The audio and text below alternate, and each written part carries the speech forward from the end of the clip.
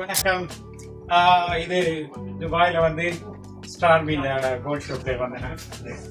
வந்துட்டு இன்னைக்கு நான் உண்மையாக நல்ல ஒரு ப்ரைஸுக்கு வந்துட்டு ப்ராப்பர் ப்ரைஸில் நெகோஷியேட் பண்ணி கொஞ்சம் எனக்கு பிடிச்ச மாதிரியான செலெக்ஷன் எடுக்கக்கூடியதாக இருக்குது.